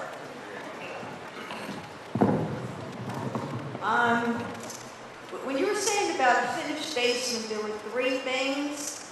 The ceiling, if it's covered, that's considered finished, right? You said there were 3 things to consider. Right, so in order for a basement to be considered finished, 2 out of the 3 surfaces have to be permanently covered. Those 3 surfaces are the floor, the wall, and the ceiling. And I just use as an example, if you had the ceiling sheetrocked and you had pergo on the floor and you had paint. What on the floor? Pergo, it's like wood, it's fake wood. What about paint? Is paint considered? No. And if you had the walls just painted, but it was cinder block, right? So sometimes our guys, I remember when I was an inspector, I'd go in the basement and somebody would say, this isn't finished because that's cinder block. It is finished. I know it's cinder block, but you have 2 out of 3 surfaces permanently covered. It's not worth a lot. It's not great finish, but I am going to list it as finished. So they're going to check it off as finished and taxes. Well, they're No, it's not also worth given that a much. lower... Nothing to worry about. Yeah, it's going to be given a lower quality factor where you have minimal impact on the assessment. Well, not like $30 a foot, maybe. In the context of an assessment that's like $500,000 or more, it's going to make up very little of the assessment. So it's not something I want folks to be overly concerned about. You gotta be concerned because you have a lot of people that are retired in this town. They can't budget their money in advance because you don't know what it's gonna be. You don't know what it's gonna be. I get it. And if then people can't pay their taxes and are gonna have to foreclose on their houses because they didn't expect it to be that high. That's what's gonna happen. I get it. Believe it or not, I do get it. I live in New Jersey also. And we're all subject to this. Unfortunately, it's the way it is. Okay. Very good question for you. I know we talked about the standard deviation being 26 plus minus 16, right? Yeah. What is the end goal of this exercise? Where are you trying to get to? To bring everybody to 100%. The reality is we're not going to get all 3,000 line items at exactly 100%, but the idea is to have that average be as close to 100% as possible without going over. Right. And so, is there a point in that assessment where somebody is going to decide what the fairness is going to look like? Because it feels like we'll be at that standard deviation before, and then we'll get to a certain point and somebody's going to decide, okay, this is what's fair. I'm going to sit at 98% or 95%, and that's what's going to decide the rate, the future rate as well. So who makes that decision? The appraiser makes the decision of what the house is worth as of October 1st. That ratio of that assessment to market value, which is what you're talking about, is a byproduct of that. It's not actually something that somebody's looking at and using it to guide the assessment. It's merely a byproduct. And I think that's what the frustration is of everybody here, is it's so subjective. It's almost like somebody unknown to us is coming in and deciding what it is without really explaining all the details about it, and making a very, very subjective decision about the town, every single house that's in there. And I wish there was, and I see a lot of scientific people here, and I wish we could come back at some point after the assessment is done and you give us the details. We want the details. We want to know where is the deviation, and if we need somebody to come in and explain and take it to the level below of it, we're fine with it. But that point, that checkpoint of fairness is non-existent. No, I mean, the checkpoint of fairness is, could you sell your house for that number or not? It's really that simple. You've given us 3 answers very distinctly, right? So somebody asked, hey, if you assess it higher and my answer is going to be a bit lower, will somebody else accept it? And you said, no, they won't accept it because they now have to go get another subjective assessment from somebody else to do it. No, again, somebody was asking me if they could use my company's work product for another purpose. Exactly. The answer for that is always going to be no. It's not a fair request. We're not contracted to do it. I'm sorry. Right. That's the answer to that. Okay. At the end of the day, what I would recommend is really, if there is a say from us, is we do have some sort of a meeting after you get done with whatever you do, and help us explain, here's where we were, here's what we did, and here's how we've gotten you a fair assessment. That's your informal hearing. You can ask those kinds of questions. Yeah, but then what you do is you take it individual. You don't do it as a town. Right now you're evaluating us as a town, and now what you're going to do is basically just pit every residence against each other. And how well, basically they're contracted to perform mass appraising. Right. It's a lot different than an appraiser coming out and appraising your house for mortgage purposes or when you purchase it, because they already have a predefined sales price, so they can cherry pick their sales to match your sales price. We've done 3 assessments, and every single one of them basically said, hey, so what are you going to pay for this house? And then what you got to look at, sir, is go to the similar styled homes in your neighborhood after they turn over the work product to me, which will be available online, at the county tax board website. And I can make it say if you have a ranch style house, 1,200 square feet, look at other 1,200 square feet foot house ranches and see where their assessments are, given everything. If it's relatively equal, obviously if they have a larger lot or an updated bath and kitchen, did some modernization, their assessment should be higher than yours. Now going forward, as we were talking about the coefficients of deviation, all we can do is look backwards in time as far as the sales. And I think at that's this present going point. to help you develop some confidence into the system. If we can just meet again when you're done with your assessment and help us walk us through all the data, and that will be very helpful. But as far as the coefficients that you were speaking about, that's something we won't know until the future. As far and then market conditions wait and until stuff. May 1st, even next year. But help us understand that whatever we went through fast. And to be honest with you, I mean, there's not really that many sales in town on an annual basis, so basically, it's kind of skewed a little bit, them numbers, but Division of Taxation has done their best to give us the guidelines, the mathematical guidelines to use when we're comparing it. Obviously, if you have more sales and more data, the more accurate, them numbers would be as far as coefficients of deviation, disbursement, and all that.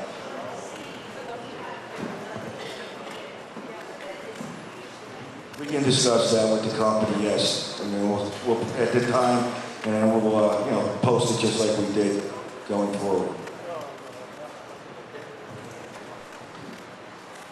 Hi.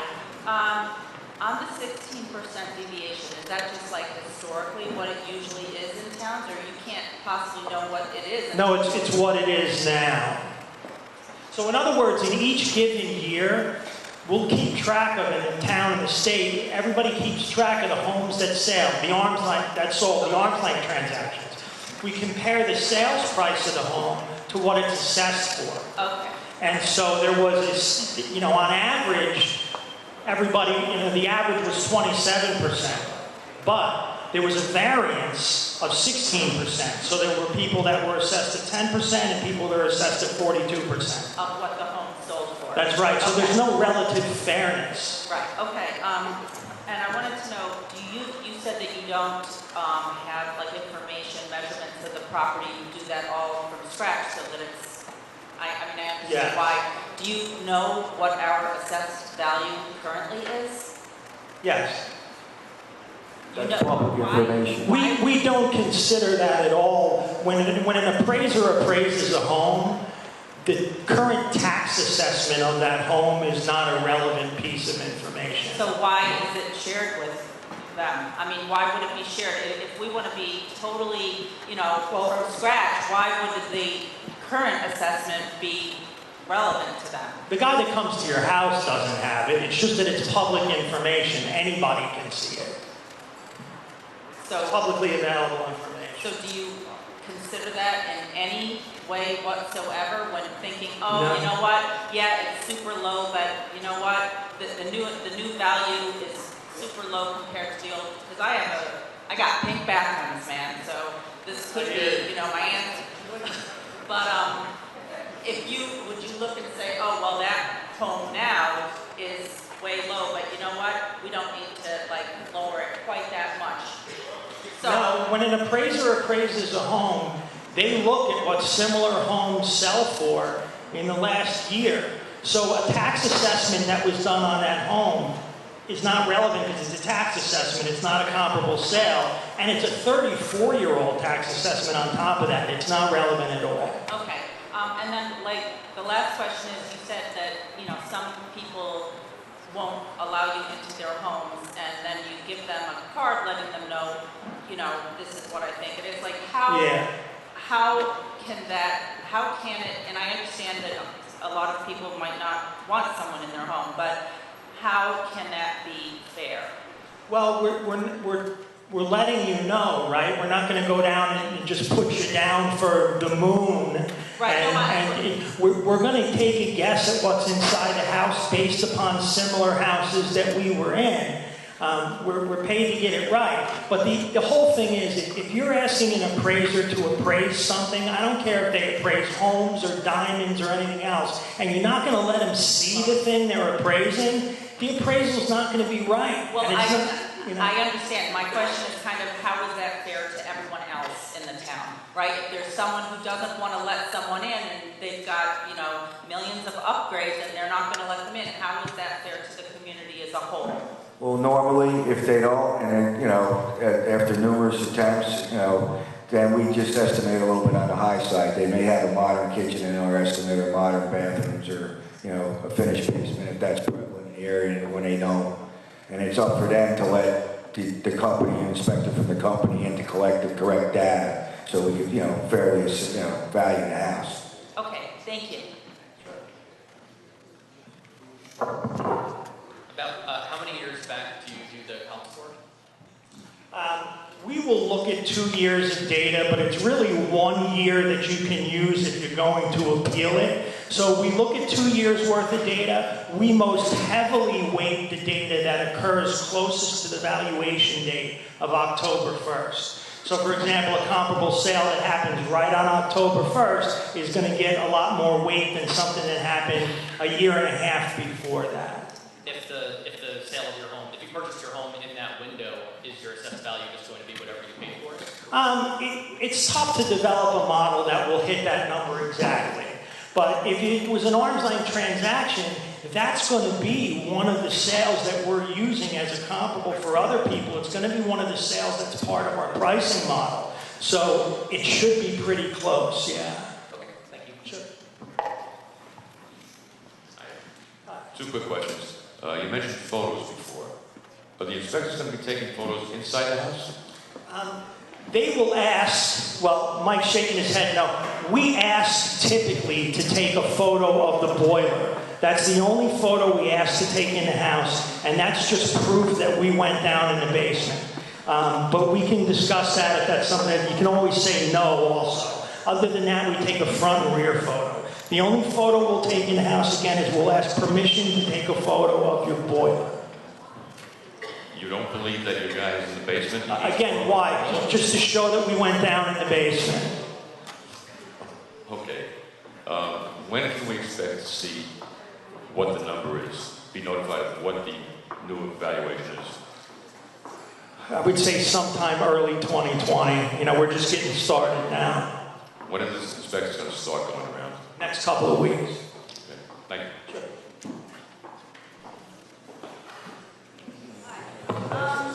When you're going to compare one house to another because of the sale, how do you know what's inside the other one?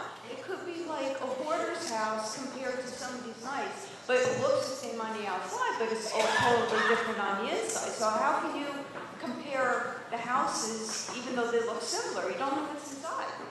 That's why we do interior inspections. And believe me, you could get a good feel. I've been doing this a long time. If somebody, lets the outside of their property go down, into the ground, the inside's probably like that too. Most of the time. It's not 100%, but I'd say at least 85. Now, if somebody goes to a house and they find, like, say they have a lot of junk in a room that shouldn't be there, or they have passageways that shouldn't be there, is that going to be written up and the town come after them too? No, we don't deal with that. Oh, okay. We look right past the hoarding. Say it again? We look right past the hoarding. I know, my mother was one, so I had to live with it myself. To what extent is your work product public? How much of your work product will you publish? Once we're complete, all of the assessments will be public. So, for example, if you said to this lady here that she can't take your assessment for some other use because that's not your contracted purpose, if it's public information, what is stopping her from taking a sheet and doing something else, or using it to set a price for her home when she goes to sell it? Listen, I've never heard of somebody being able to do that, provided it didn't involve me or my firm or my phone ringing and some third party asking me about it. I guess live and let live, but this is the kind of thing that comes up every time we do a revaluation. Each organization that needs to value your home typically will use their own appraisers to do it, and they have reasons for doing that. So I've never heard of that being acceptable. There's also, regulations under use map that prohibit that. Thank you. Each assessment will have two numbers, right? One for the house and one for the property. How about easements? We take into account easements, and whether or not there's a deduction for an easement on a property typically has to do with whether or not it affects what you can do with the property. So if you have like a 5-foot easement on the edge of your property and it doesn't affect your building window, you might not get a deduction for it. If you have a large easement that affects what you can do with it, the utility of the property, you'll probably get a deduction. Most of the easements, if not all of them, will be shown to us on the tax map, so we'll know about it. But if you have an easement and you want to make sure we're aware of it, just point it out to the inspector. You could also bring a survey with you to the hearing process and just make sure we have it. Driveways, no, unless you have a shared driveway or something that's going to impact the value. No. Yeah. You got it. Yes, ma'am.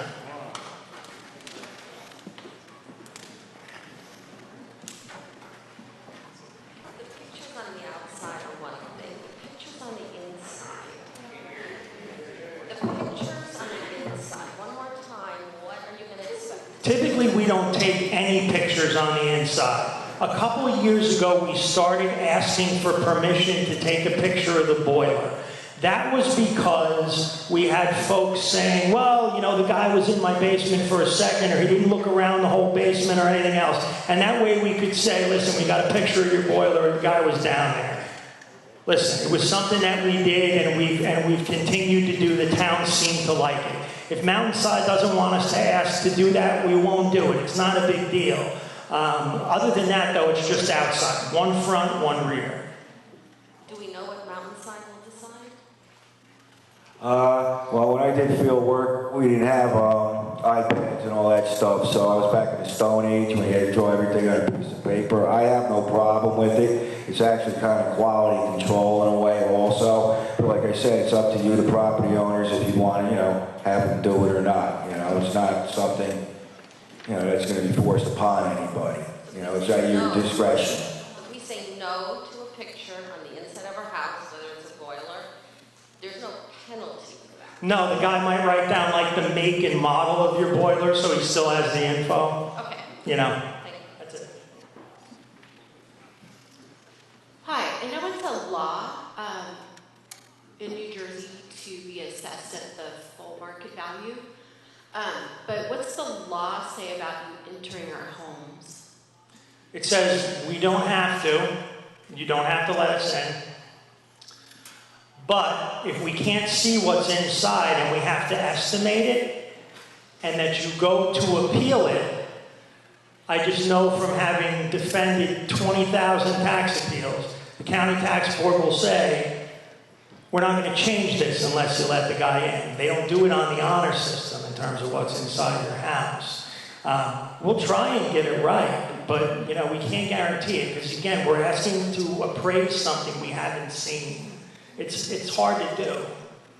I guess it's just a problem with the law because I'm sure a lot of people don't want you coming into our homes, but we're being punished if we don't want you to come into our homes because you're just going to assume, and this is what you said, that it's going to be appraised at the highest value possible. Well, not the highest, but it could have some upgrades that may not be there.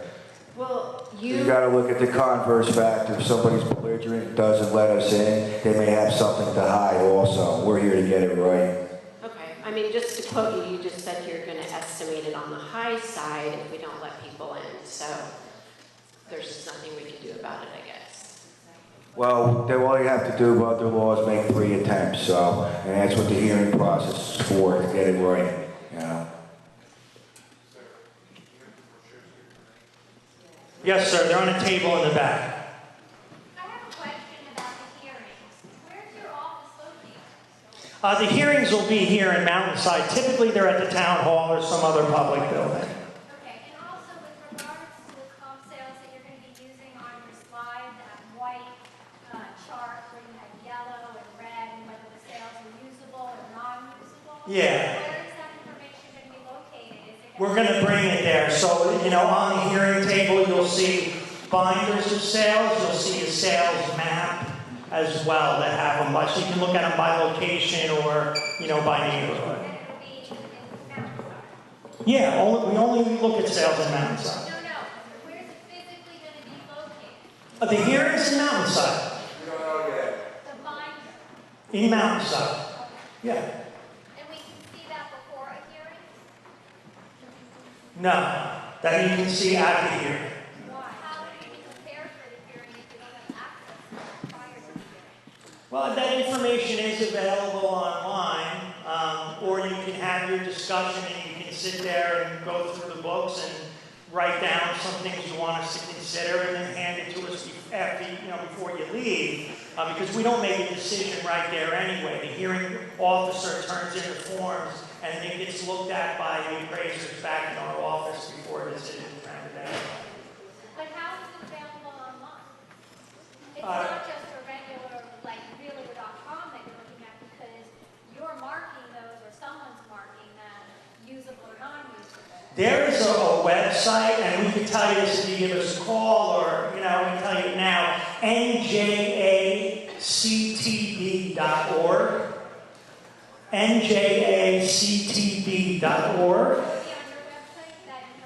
No, it's going to be on this one, which is the New Jersey Association of County Tax Boards, and it has pull-down menus, which you search by county and by town, and it'll show you all of the sales that occurred, and it shows them in tabular format, and one of the columns says NU number. NU means non-usable, and the numbers tell you why they're non-usable. And there's a key that'll tell you why if you want to know, like 10 means an estate sale, for example. So, and that information is publicly available, and you could look at that before you came. And if you don't remember that, just give us a call, and I'll walk you through the website. You can call my office too if you don't remember, man. I can give you the website too at that time. Yeah. NJACTB,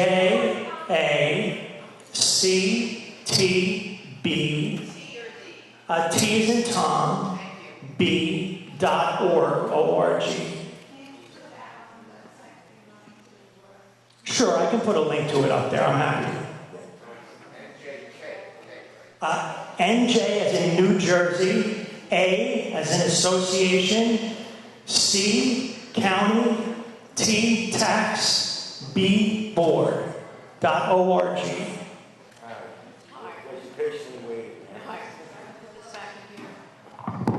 This way, can you read?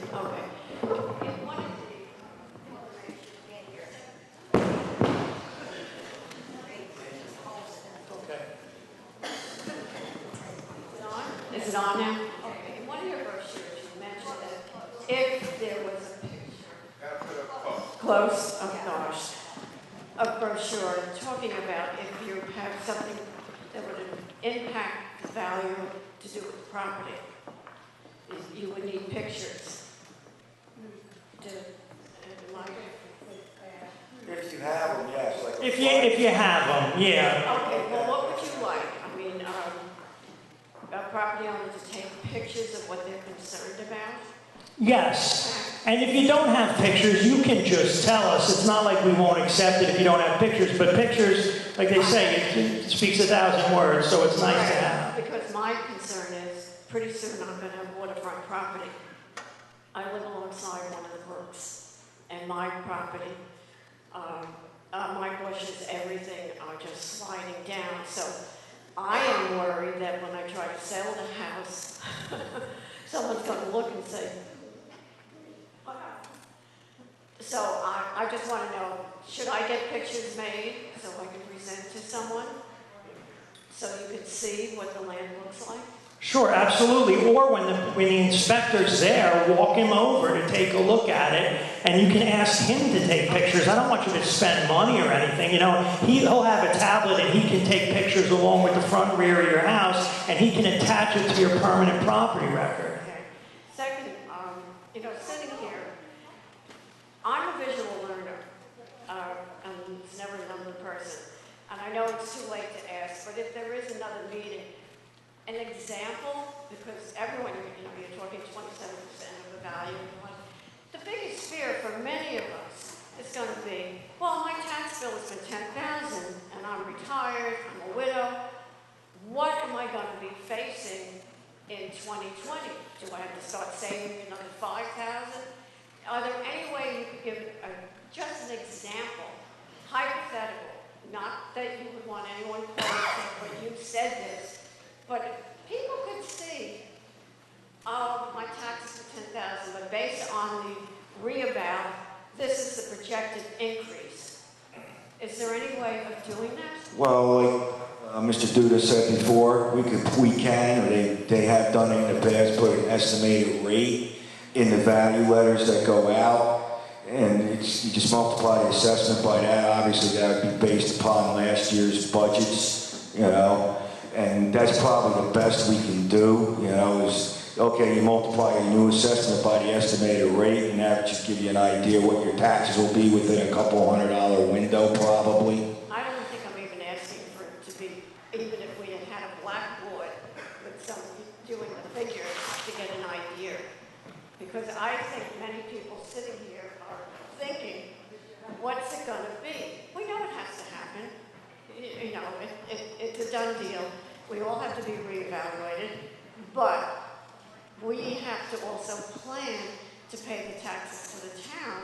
And it might be a little reassuring if you just had a bird's eye idea looking at it saying, yeah, I think I have to save another $4,000 coming up. I don't know. That's just my opinion. That's probably about the best we could do, man, is, you know, given the time constraints and when we were ordered to get this done and everything. And, you know, I don't think any revaluation company or any other assessor, you know, ever had that done. I mean, if I want to come up to my office, I'll gladly sit down with you and explain the process to you on a piece of paper. I'm just making it very simple. A blackboard, some numbers so that everyone here could see what you were kind of talking about. It's very hard comprehending, you know, listening to 27%, et cetera, but that's enough.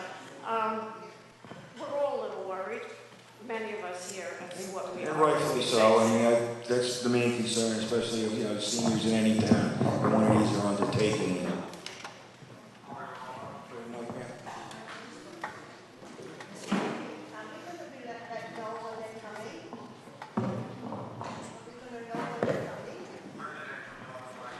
Their first visit will be between 9 to 5. You will not know when they're coming for that first visit. If it isn't a good time, though, just ask them for an appointment card and call them back and set up an appointment. If there's a way you can accommodate them on the first visit, we ask everybody to do that, because if we had to make advance appointments with everybody, we would just never finish the job, and the job would be way too expensive for the town to pay for. So we don't do it that way. No. Can you give us a heads up as to which section you'll be starting? That we can post on the website. I mean, I'll have them try to keep me abreast the best they can of what areas of town the guys are in. But like you said, we can't pinpoint it to any given day or specific time. Because what's going to happen is the field person that's collecting the data is going to walk down the street, you know, go from house to house in a particular area, because he's doing all the houses, you know, on that particular map page. I mean, we could have it say, okay, we're starting here, and then, you know, if they can keep me abreast, depending on how many inspectors we do get, saying, well, don't be here. But as a, you know, a day and exact time, no, we can't. Well, my question really is, how will the assessment affect the senior freeze? The senior freeze would still stay in effect. Whatever your base year is under the senior freeze, that is your base year taxes. So say if your taxes do go up because of the revaluation, the state will still make up the difference. Now, if they go down and they become lower than your base year, obviously it depends on how long you've been in that program, then you won't get a refund on the senior freeze until it exceeds what your base year is. Thank you.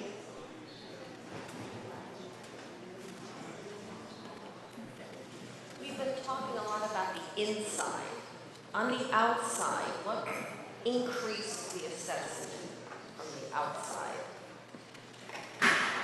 Well, increases the assessment. I guess generally condition. If the condition is improved somehow, you get new siding. You know, you put stone face. You know, you increase the value of your house because you improved the exterior. You add a deck. Things like that. You add a deck, or the deck was always there? Well, again, if you're going to increase it from what it was, then you have to do something different.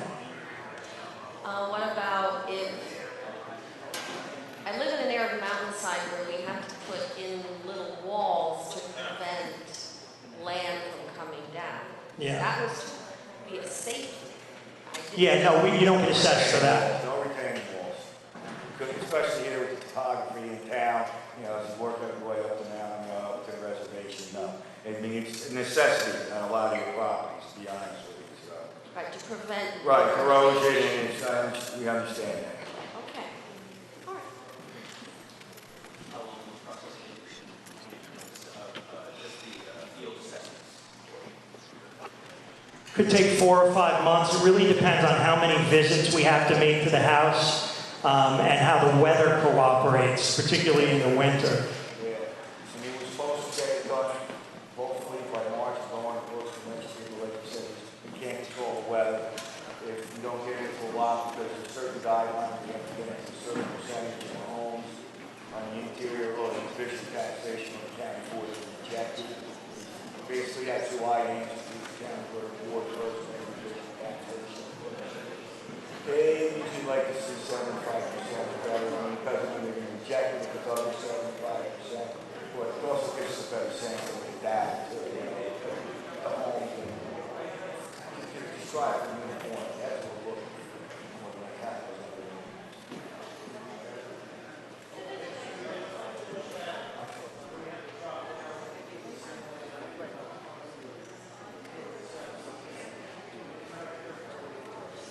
Right. No, we don't assess that, no. You have to have permanent stairs, you know, you go up there and, you know, where the attic down, you make it finished off, we replace this unfinished attic if it wasn't finished, you know, but no, pull downs, no, we don't bother with that.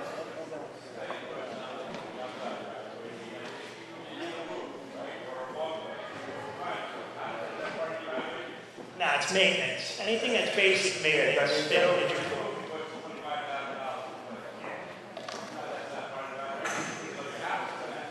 Well, condition comes into play, sir. Condition of the house comes into play. That's why when they're collecting the data, they'll be noting the condition of the house. You know, they can look at, I did roofing, so, you know. Right, but do I deal with it going forward, like after it's all done and said? No, that's maintenance, right? Yeah, for the mine. I don't want to run out there. I don't want to run out there every time somebody picks up a paintbrush, okay? And now, the department, you know, that's not the way the system works, you know? But there are some people out there like that, to be honest with you. That should be part of it, because if you saw the house, you need a roof, right? And you expect the business, you need a roof, so you gotta get that compression out, $25,000. I mean, you can make a difference, get some more. Yeah, well. This don't, this is personal. Condition, right, and your house will get more depreciation, you know, instead of your house,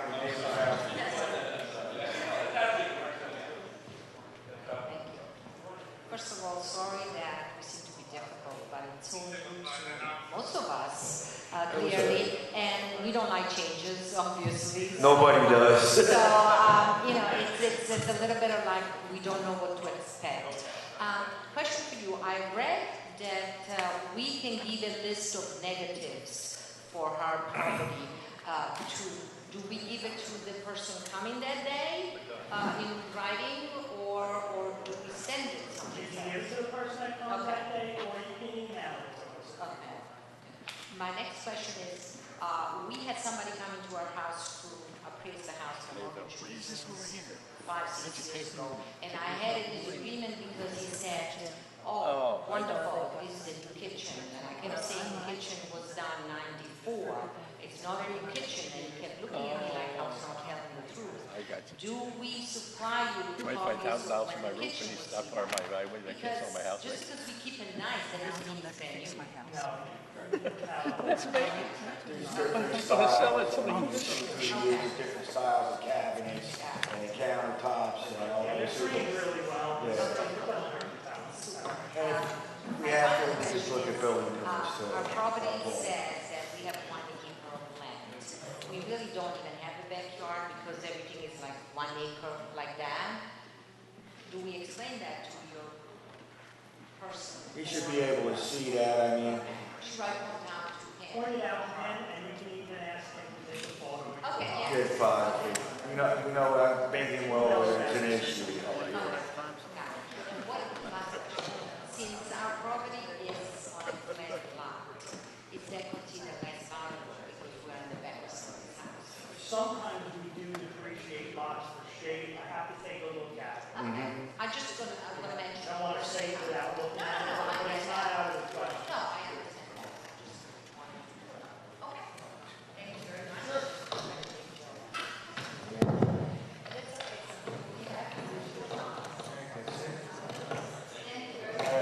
Thank you, everyone.